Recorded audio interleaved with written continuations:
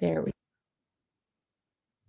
Hey, all right. Welcome to Wake the Fuck Up Wednesday.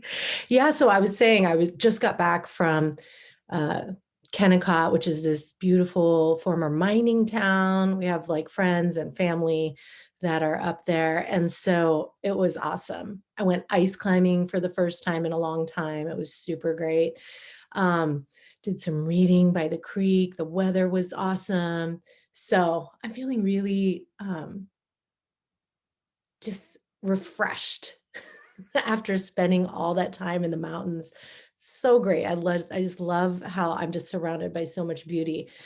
So this weekend, I'm hoping to get out to the yurt, maybe listen to some live music. We have the 6 Mile Pack Raft Festival, which will be super fun. People take these hilarious rafts down this canyon, like, like big floating golden goose rafts and like unicorn rafts and things down this little class 3 canyon. It's super cute and fun. So I'm stoked to do that. And then we have a little live music and down by the river and all that. So I hope you all are still enjoying summer and have some amazing things planned. Um, okay, so I'm back in the office. I know the last week, the Fuck Up Wednesday, I was like walking with my camera, hiking really fast uphill because I had to meet my group to go ice climbing. But anyway, it was super awesome. So today I wanted to talk about how being human is hard. Okay. Like I know you've heard me say different iterations of this, but you know, in Buddhism specifically, there's a teaching, the Buddha's first teaching called the Four Noble Truths. And one of them, the first thing that our homeboy decided to teach, right, was about suffering and that there is suffering and that it's part of uh, essentially being human. So that's why I call this, being a human is hard, because I think when we use the word suffering, people go like, I don't want to admit that they're suffering. Why are we talking about suffering? Suffering's so awful. And we're going to like manifest it if we think about it and talk about it. But what I have found is so many of us try to pretend that life doesn't have suffering. We don't want to talk about getting older. We don't want to talk about getting sick. I'm not saying getting older has to be involve suffering all the time. I'm just saying that there's things that happen as anything gets older, like things work differently, things stop functioning differently. But we do get sick, right? All of us will die. All of us will age to whatever degree we're meant to, right? And when we act like that's not supposed to be happening, right? Like, oh no, why do I have wrinkles? Oh no, why can't I kayak the way I used to? Why does my shoulder always give out? Right? Like when we start pretending that hard things aren't supposed to happen, like why did my friend die? That wasn't supposed to happen, right? When we have so much resistance to it.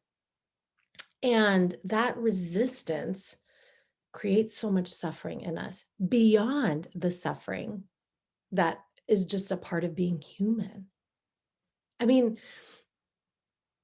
there's also a teaching about like the 3 types of suffering, right? So we have physical suffering, right? We have like more immediate suffering of like physical pain, maybe like the suffering in chronic illnesses.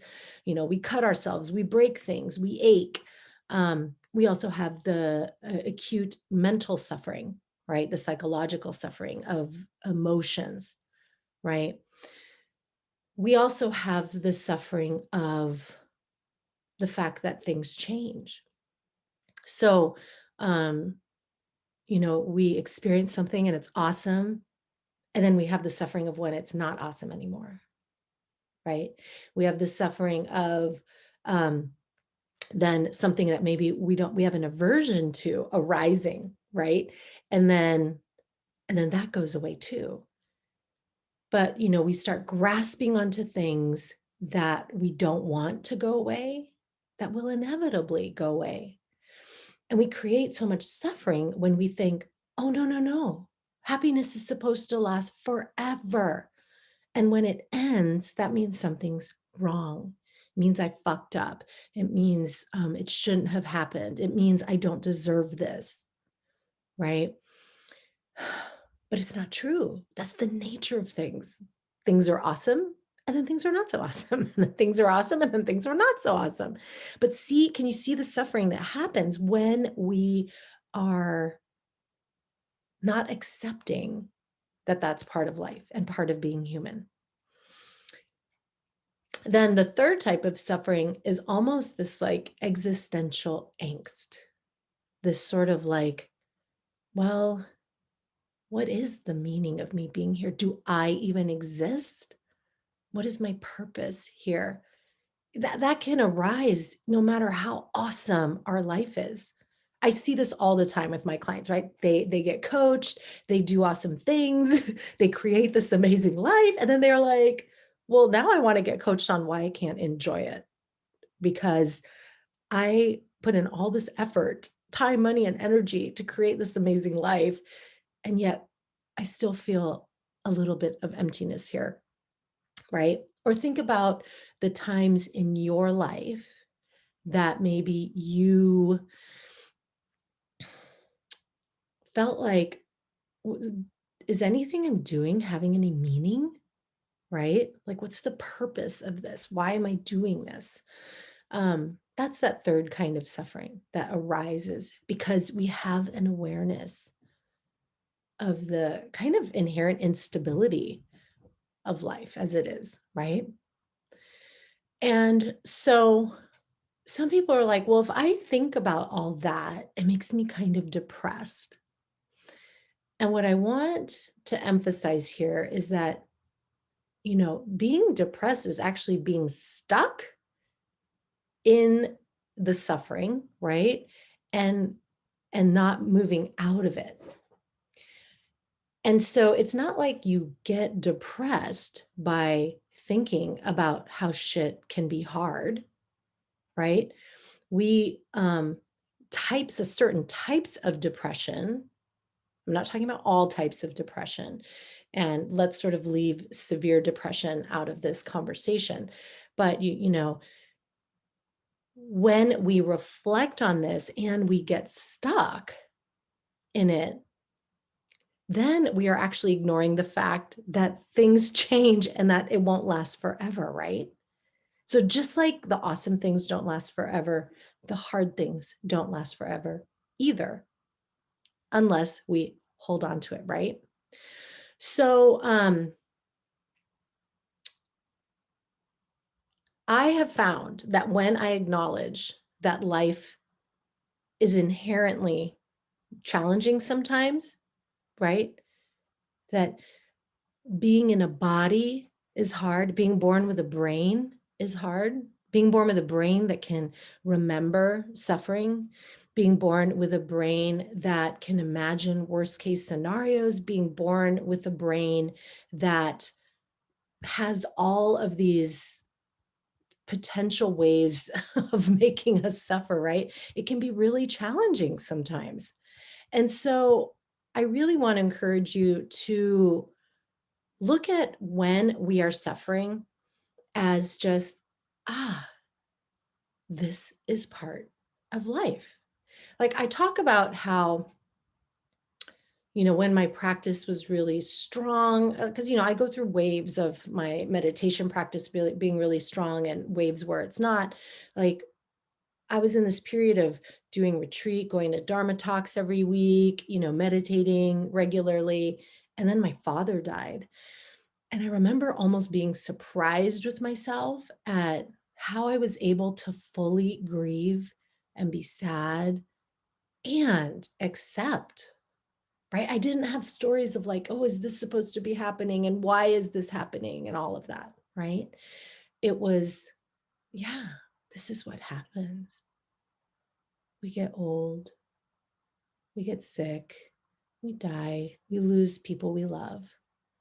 And let me tell you that I have found when I remember that, contrary to popular belief about being more depressed, I'm like, when I was with my dad, every time I saw him, it was like, I love you so much, right? As if I might not see him again. When we would have conversations and it was like, um, I felt like getting upset with him. It was like, well, is this really worth it? Because he's not going to be here forever, right? We have that increased awareness of what to prioritize when we reflect on these things. Yeah. So I have found that in the end, I live more fully and I'm more present. Now, some people have denial of suffering. I had that like as a teenager. Like, I think I may have told you all like the time when my friend asked me, like, we were all hanging out and we were chatting about our families and got to me. And I was like, no, everything's good in my family. Like, I'm pretty lucky. And I thought, oh, like, that's a good thing, right? To be like, it's a positive outlook. And my friend was like, that's such bullshit. Like, your father has schizoaffective disorder. You live in a totally fucked up neighborhood that's violent. Like, you can't even go outside to play, all this stuff. And he's like, you're just like in denial. And I was like, oh shit, I think he's right. I was in denial of my suffering. And I thought that I was sort of being all evolved by not letting it bother me as much. But it's not like acknowledging the suffering means you have to like fucking wallow in it and feel like shit all the time. Instead, it's like, oh, there's that thing that happens. Because you know what happens a lot is people will start a business or start a relationship or start a program, like a graduate program or something, and then shit'll get hard. She'll get hard and they'll be like, oh, this was supposed to be easy. If this is happening, it means I'm not meant to do this. It means there's something wrong or something's wrong with me. Why is this happening to me? Why are they succeeding and I'm not? Why was the relationship so good and it's not? Well, remember, like one of the types of suffering is the suffering of change too, right? Like we all have felt that too, where it's like we're so happy, right? We just had like amazing sex, or we are like our business is doing great, or we just had an amazing day at work, and then boom, something happens, and we're like, fuck, I was just feeling so amazing. Why did that just happen? Now it sucks again, right? But really, that's life. Like, and instead of getting so devastated because it stopped, we can be like, shit is really good right now. Let me enjoy it. Let me savor it. And then when it's not, we can say, oh, yeah, so this is life. This is what happens. It's not all fucking rainbows and unicorns. And then we know that that too will pass. And then it comes back again. So we can have a reflection about this, right? Just start noticing in our lives that when we acknowledge that things change and that it can be hard when it does change, then we can do what it takes to really savor the present moment. Yeah. And so let's recap. So we want to acknowledge that being human is fucking hard, right?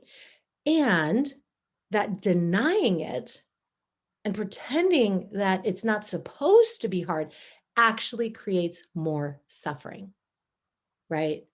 It actually creates more suffering for us because why? We are fighting reality. Whether or not you believe that being human is hard, shit is still going to happen. Like, some people are afraid of manifesting if they acknowledge that life is hard. It's like, hey, man, that's like low vibration. If we're like thinking about how, being a human is hard. What if it were easy? And here's the thing, you can believe what you want, but people are still going to get sick, grow old, and die at the very minimum. You can like do whatever you want, but like things are still going to happen. You're going to lose people you love. Like things will change, like little challenges will happen. What makes something low vibration or not is not that shit happens. It's how we respond to it. Okay. So we can say, hey, being a human's hard. You know what's low vibration is ignoring it and then not acknowledging the pain that's going on or the suffering that's going on, and then having that build up. We can see, wow, it's really hard to lose people we love. It's really hard when we love something and then it stops or it goes away, right? Or when we're having some success and then it goes away. So instead of getting bogged into the why me, why now, why all of this, it's like, this is part of being human. This is part of being born in a body, part of this life, of this precious life. So instead of spending all this mental energy about why, and why now, and all of that, we can be like, this is part of it. And this too will change, right? So when we embrace the yin and yang, right? When we embrace that being human is hard, that there's two sides, that we need contrast in the world. We need the contrast of lightness to have and darkness to even understand the existence of the two. Being part of human is like that. Like I remember a breakup I had. And again, it was during this time where my practice was really strong. It was like a lot going on. My dad had died, and then I had a breakup. And I remember crying about the breakup, but it was from a place of like, wow, like I'm just so glad to be human and to be able to have experienced love and connection and that magical muse and joy of that relationship. And yeah, this is part of it. This is what happens. We can get sad and we lose people that we love. And there's nothing wrong with me. There's nothing wrong with them. There's nothing wrong with life. This is the nature of things, right? Oh my gosh, I could move through that so much more healthfully, right? So earlier I gave the example of when my father had died and my practice was strong and how gracefully I was able to handle that. Well, then I had a kid, and then I was in a doctoral program with a toddler. I was managing a project in Nepal with like 18 rural clinics and a tertiary care hospital in Kathmandu. And like, I was in Morocco because I was about to finish my program. I was going to do my final presentation, and then I was going to celebrate there. And um, my my mom passed away while we were in Morocco, and I had not been meditating regularly. I was just barely keeping my shit together. And I tell you, those were some of the darkest days. So much guilt around not being by her bedside. I wasn't by my dad's bedside either, right? So much suffering from that because my practice wasn't strong and I wasn't remembering, right? The saving grace was, at least at a minimum, I always would ask myself, you know, what if this was the last time I ever saw this person? I did do that. And fortunately, I talked to her the day that she died and told her I loved her, right? Even though things weren't perfect in our relationship, I conveyed that. And it just was such a interesting and stark example to me of how when we can embrace that being a human is hard and that it's a part of it, then we can really savor those moments when we are loving life and when things are going really well and when we are with the people we love, right? It can give me strength to know that the hard times will also end just like other things end, right? It can free us in so many ways when we can open up to the fact that being human's hard, we can give ourselves some self-compassion, stop fighting with reality, and start creating the life that we were meant to live without getting bogged down in believing that hard times are never supposed to happen. We get grit, we get resilience, right? It's like something happens and we're like, all right, I can do this too. Like I remember a couple weeks ago, before I was leading the Freedom School retreat, which was awesome sauce. It was in Girdwood. It was amazing. It was like I had everything planned, and then like more shit got added onto the plate that I couldn't control, and then more shit got added, more shit, and I was just like, "Wow, this is really happening. All this is happening like right now." Yeah, okay. Well, I can do this too. It wasn't like, why is this happening? Oh my God. Blah. I was like, then I had more energy to deal with what was happening. Right. So I really want to encourage you to do these 3 reflections. I talk about them on the podcast that's going to drop tomorrow too. But one is to, if you're the type who's like, my life is blessed, my life is so amazing, right? I don't suffer. It's not that I want you to suffer more. It's I want you to be aware in the ways of which you are suffering that you may not be aware of. And again, this is not to create more negative emotion, it's to create increased awareness, right? And are there areas in your life in which you're resistant to acknowledge suffering? Like me, being in a dysfunctional household with a lot of chaos and abuse, like not not acknowledging that, right? Or think about your close friends, right? And the ways that suffering's showing up for them.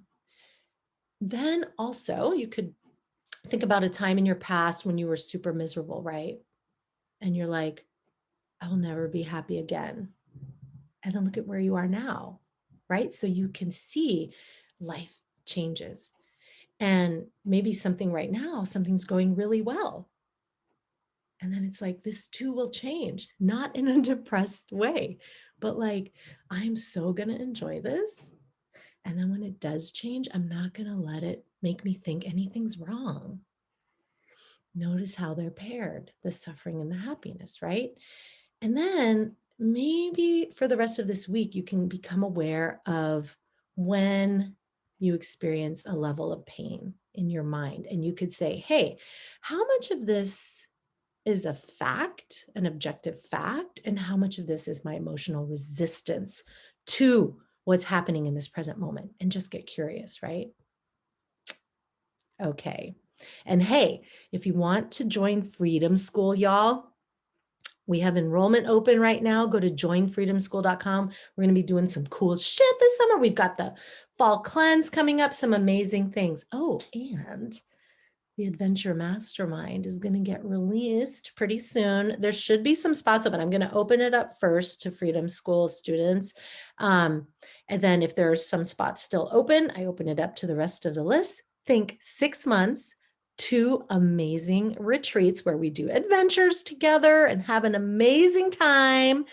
And I can't wait to share with you what the focus of this year's Adventure Mastermind is going to be. Okay. So join Freedom School if you want in on that early, joinfreedomschool.com, and then keep an ear out for the Adventure Mastermind because that's going to be amazeballs too. Okay. If you have questions, just go ahead and message me and we can chat about it too. Because I know some people are probably going to be like, oh, what should I do? Which one?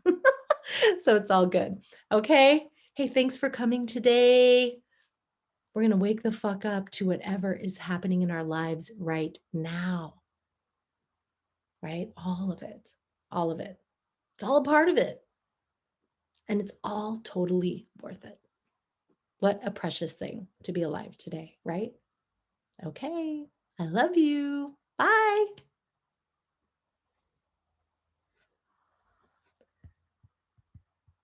Here we go.